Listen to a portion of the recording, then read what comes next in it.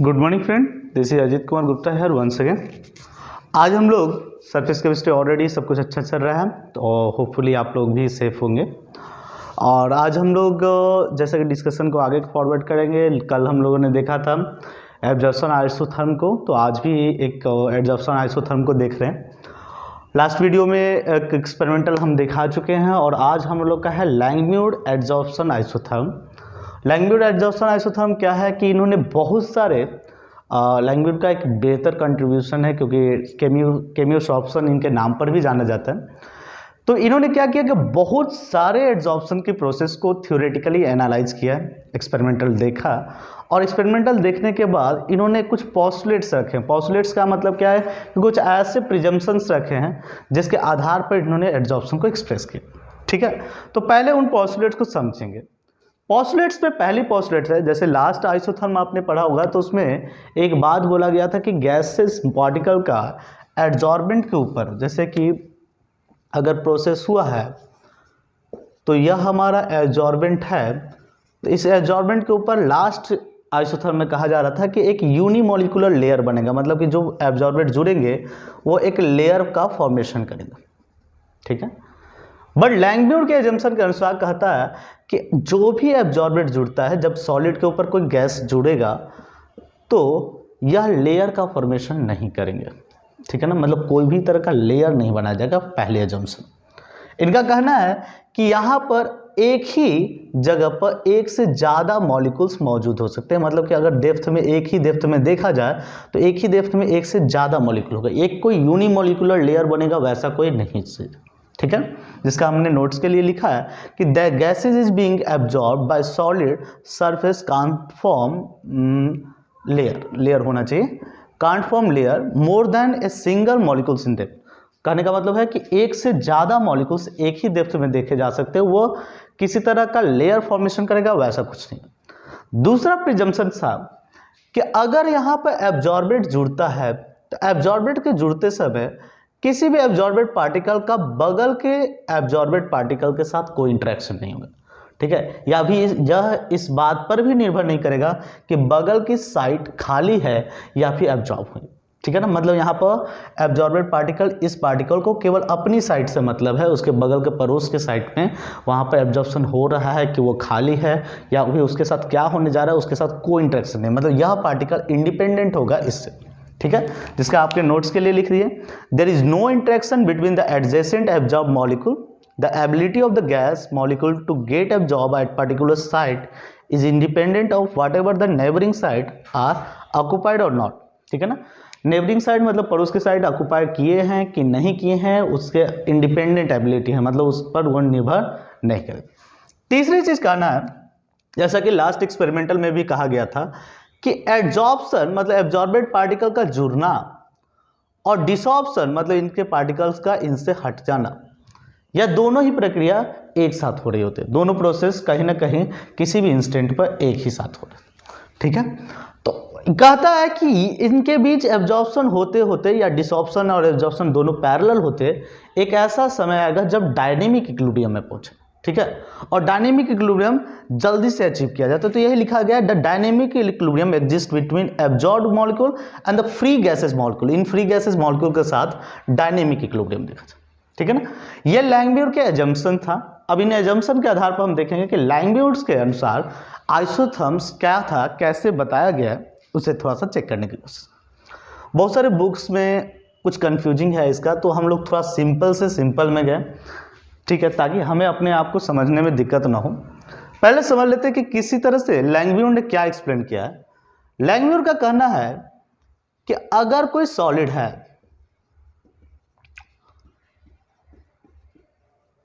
ठीक है, और इसमें एड्जॉर्प्शन हो रहा है, या फिर बोल सके कि एड्जॉर्प्शन और डिसॉर्प्शन दोनों होगा।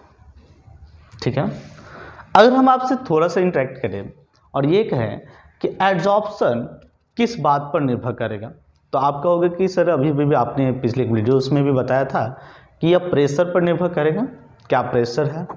ठीक है, दूसरी चीज़ यह निर्भर करेगा कि अवेलेबल सरफेस एरिया क्या है, एब्जॉर्बेंट या सॉलिड सरफेस के ऊपर अवेलेबल सरफेस एरिया है क्या, उस पर निर्भर करता है। मतलब हम लोग इसी बात को लिख रहे हैं। फिलहाल अगर मान ले कि लेट एज्यूम कि थीटा जो सरफेस है या फिर थीटा फ्रैक्शन सरफेस जो है, फ्रैक्शन सरफेस वो एड्जॉर्ब हो चुका है। मतलब कि इस सरफेस के थीटा फ्रैक्शन में एड्जॉर्प्शन पहले हो चुका है। मतलब हम किसी भी इंस्टेंट में एनालाइज कर रहे हैं, ठीक है। तो अवेलेबल सरफेस क्या होगा, अवेलेबल सरफेस आपने थीटा फ्रैक्शन को एब्जॉर्ब कर दिया तो अवेलेबल ऑब्वियस है कि 1 माइनस थीटा। अगर अवेलेबल फ्रैक्शन की बात करें तो आपका थीटा पार्ट, मतलब कि अगर कोई एक फ्रैक्शन जो एब्जॉर्ब हो गया तो बचेगा क्या, 1 माइनस समथिंग जो भी एब्जॉर्ब हो गया, ठीक है। अभी अभी आपने कहा कि रेट ऑफ एब्जॉर्प्शन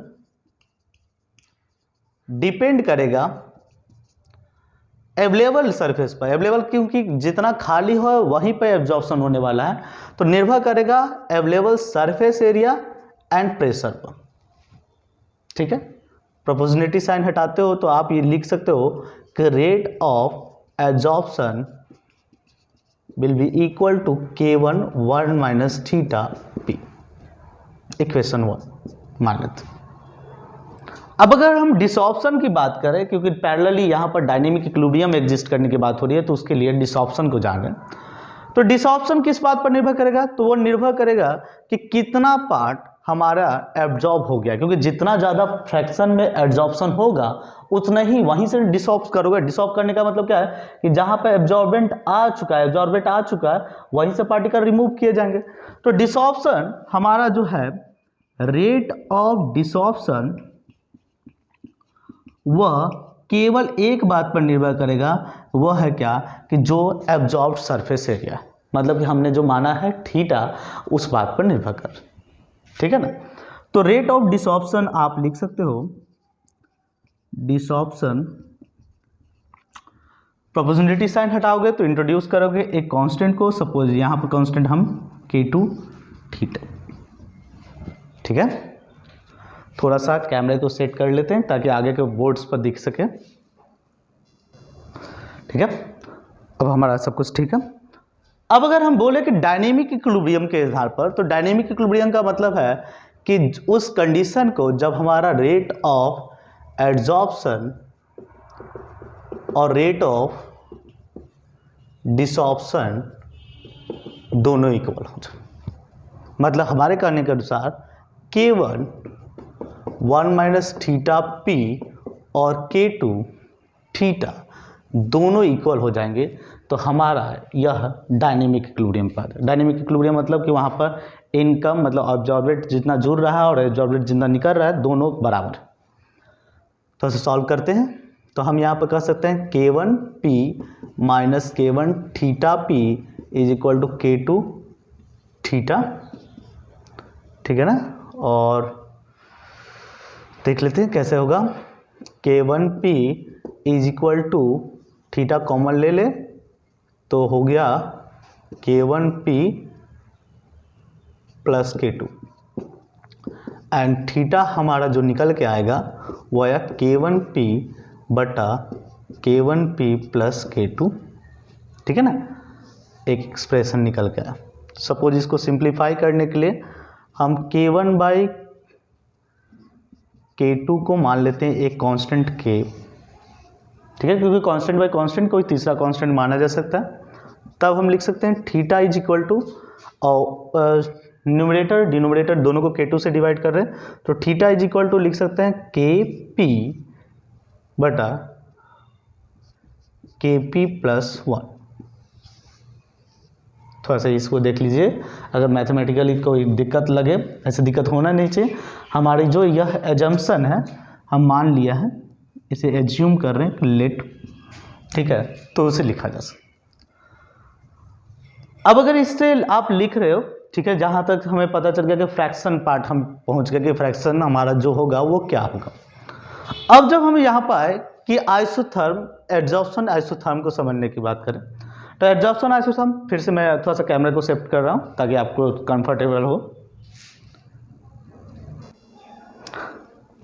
अब अगर हम देखें कि हमारे पास जो एक्सप्रेशन आए हैं उस एक्सप्रेशन के आधार पर कि क्या हमारे पास एड्जॉर्प्शन आइसोथर्म होगा या फिर किस तरह से रीड करेगा, तो ऑलरेडी आप लोग को ये बताया गया है कि एड्जॉर्प्शन आइसोथर्म को स्टडी करने के लिए हम एक एक्सप्रेशन को यूज करते हैं x बाई एम।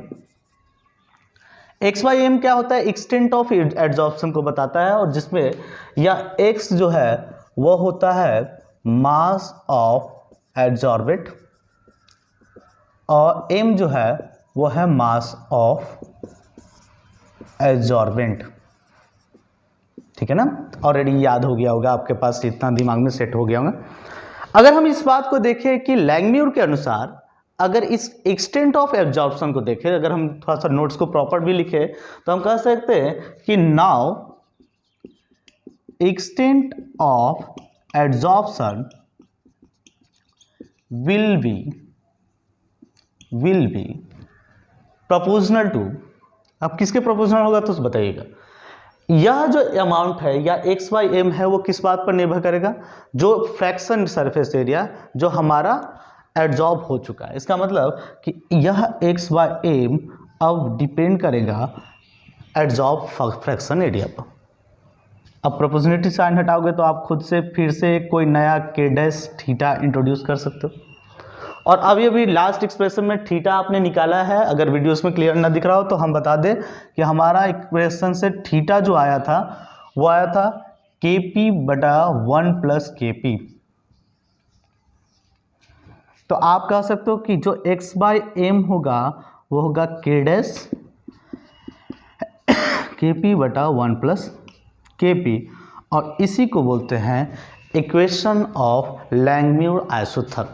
ठीक है, आप लोग अगर लिख सकते हो तो इसी को बोला जाता है इक्वेशन ऑफ लैंगम्यूर आइसोथर्म। स्क्रीनशॉट ले लीजिएगा या फिर कुछ वीडियोस को पीछे भी जा करके आप नोट्स बना लीजिए। ठीक है, अब हम एक्सप्रेशन को रिलेट करने की कोशिश करेंगे कि क्या हो रहा है क्या नहीं है। ठीक है,